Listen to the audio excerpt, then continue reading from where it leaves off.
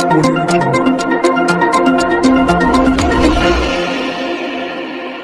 2019ના વર્ષમાં નોંધાયેલા અપહરણ અને ખંડણીના 2 ગુનામાં આંતરરાજ્ય આરોપીની ધરપકડ કરતી સુરત શહેર ક્રાઇમ બ્રાન્ચ।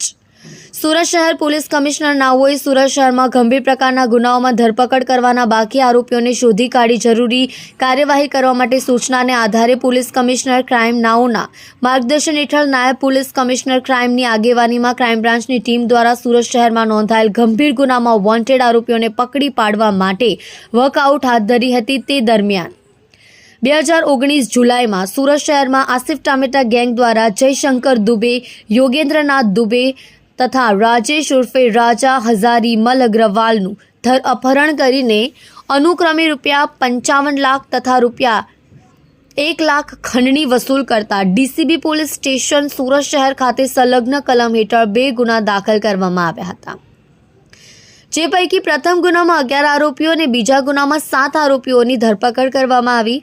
બંને ગુનાઓમાં યુસુફ ખાન, ઇશરત ખાન પઠાણ વોન્ટેડ જાહેર કરવામાં આવ્યો હતો। સન 2019માં લખનઉ જિલ્લાના નાકા હિડોલા પોલીસ સ્ટેશન હદમાં હિન્દુ મહાસભા પાર્ટીના નેતા કમલેશ તિવારીની ચકચારીત હત્યા કરવામાં આવી। આ ગુનામાં યુસુફ ખાન, ઇશરત ખાન પઠાણની સંડોવણી જણાઈ આવતા નાકા હિડોલા પોલીસ સ્ટેશનમાં તેની ધરપકડ કરી લખનઉ જેલમાં કેદ કરવામાં આવ્યો।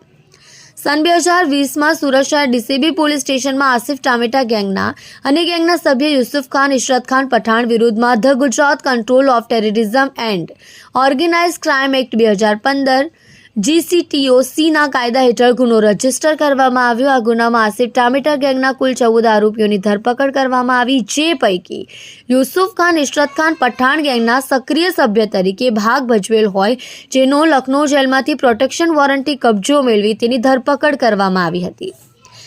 આરોપી યુસુફ ખાન, ઇશરત ખાન પઠાણ ઉંમર વર્ષ 29, રહેવાસી પ્લોટ નંબર 162, ગોવિંદનગર, લિંબાયત, સુરત, મૂળ ગામ રાયપુર મોહારી ખાગા, જિલ્લો ફતેહપુર, ઉત્તર પ્રદેશ નાકા હિડોલા પોલીસ સ્ટેશનમાં નોંધાયેલ ચકચારિત કમલેશ તિવારીના મર્ડરના ગુનામાં જામીન મુક્ત થયો હોય। હાલ તે the Gujarat control of terrorism and organise crime act 2015ના ગુનામાં લાજપુર મધ્યસ્થ જેલમાં કેદ હેઠળ હતો। મજકૂરીને ડીસીબી પોલીસ સ્ટેશન ખાતે નોંધાયેલ અપહરણ અને ખંડણીના બંને ગુનામાં ટ્રાન્સફર વોરંટથી કબજો મેળવી 27/11/2024ના રોજ અટક કરવામાં આવી છે।